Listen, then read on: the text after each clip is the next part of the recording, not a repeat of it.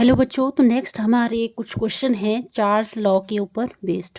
ठीक है, तो फर्स्ट क्वेश्चन है 20 ml of hydrogen measured at 15 degree Celsius are heated to 35 degree Celsius. What is the new volume at the same pressure. ठीक है, क्या बोला है, ml में दिया हो तो वॉल्यूम, ये क्या है, वॉल्यूम V1 है। और यहाँ पे टेम्परेचर भी हमें गिवन है, डिग्री सेल्सियस में गिवन है बट ठीक है। और क्वेश्चन में बोला है वॉल्यूम, नया जो वॉल्यूम है सेम प्रेशर के ऊपर वो फाइंड आउट करो। ठीक है, तो वॉल्यूम गिवन जो टर्म है वो लिख लो पहले। Volume V1 20 ml। ठीक है, वॉल्यूम V1 20 ml और न्यू वॉल्यूम हमें फाइंड आउट करना है। टेम्परेचर हमें गिवन है, टेम्परेचर T1 15 डिग्री सेल्सियस और T2 35 डिग्री सेल्सियस।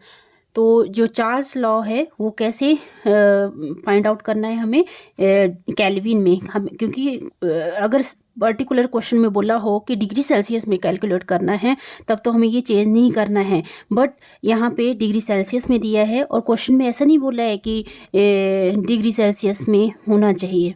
ठीक है, तो पर्टिकुलर जब मैंने ये आपको चार्ल्स लॉ करवाया था तो इसमें मैंने बताया था कि जो टेम्परेचर है वो केल्विन में लिया जाता है। ठीक है, तो ये आ गया। अब हमें ये केल्विन में लेना पड़ेगा क्योंकि डिग्री सेल्सियस में दिया है, तो केल्विन में चेंज करने के लिए इसको 273 से हमें इसका एडिशन करवाना पड़ेगा। ठीक है, जब हम इसको ऐड करेंगे तो ये आ जाएगा हमारे पास 288। अब ये टेम्परेचर किस में कन्वर्ट हो गया, केल्विन में कन्वर्ट हो गया। वैसे ही T2 35 में ऐड करना है हमने 273, तो ये आ जाएगा 308 केल्विन। ठीक है, टेम्परेचर T2। अब हमें पता है according to Charles law, Charles law के अकॉर्डिंग क्या था Charles law, V1 upon T1 is equal to V2 upon T2। अब जो जो टर्म हमें गिवन है वो फिल कर लो। इसमें V1 टर्म है हमारा 20 ml, T1 है केल्विन में 288 केल्विन, V2 हमें फाइंड आउट करना है और T2 हमारे पास है 308।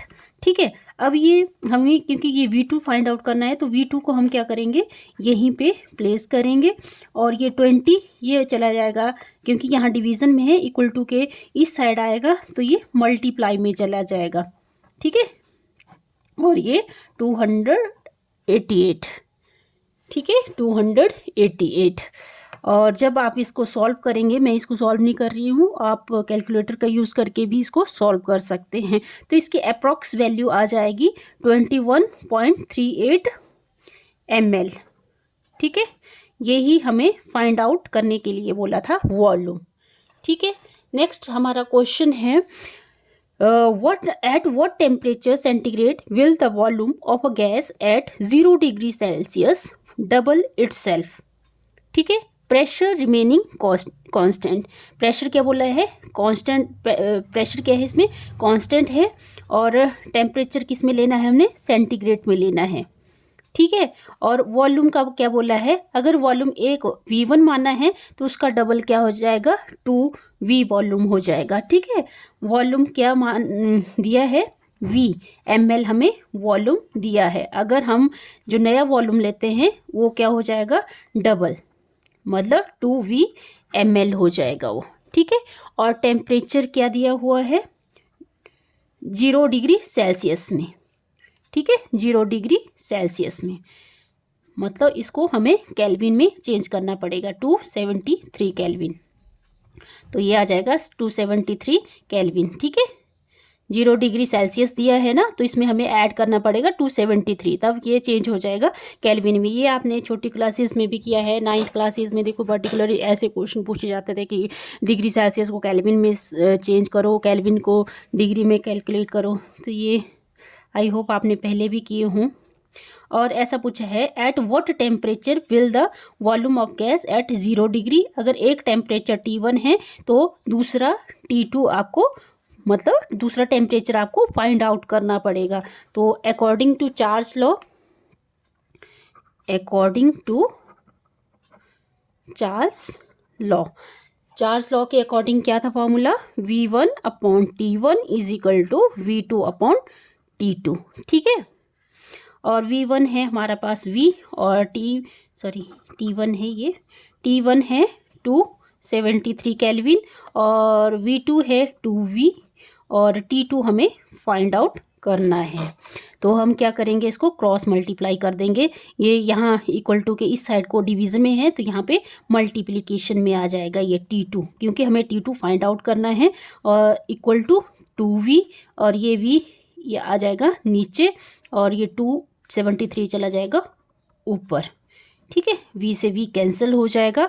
तो T2 कितना आ गया आपके पास, T2 आ गया, इसको जब आप मल्टीप्लाई करेंगे तो ये आ जाएगा 4 ठीक है 546 केल्विन। ठीक है, 546 केल्विन। अब देखो पर्टिकुलर क्वेश्चन में क्या पूछा था कि ये टेम्परेचर किस में फाइंड आउट करना है, आपने सेंटीग्रेड में फाइंड आउट करना है। तो आप क्या करोगे, सेंटीग्रेड में फाइंड आउट करने के लिए हमें केल्विन में आ गया क्वेश्चन, 546 माइनस कर देंगे अब 273 को, तो ये क्या आ जाएगा हमारा डिग्री सेल्सियस में। तो ये आ जाएगा 273 डिग्री सेल्सियस। यही क्वेश्चन में हमें फाइंड आउट करने के लिए बोला था। आई होप आपको ये क्वेश्चन समझ आएंगे। अगर समझ आएंगे तो प्लीज़ वीडियो को लाइक करें, शेयर करें, सब्सक्राइब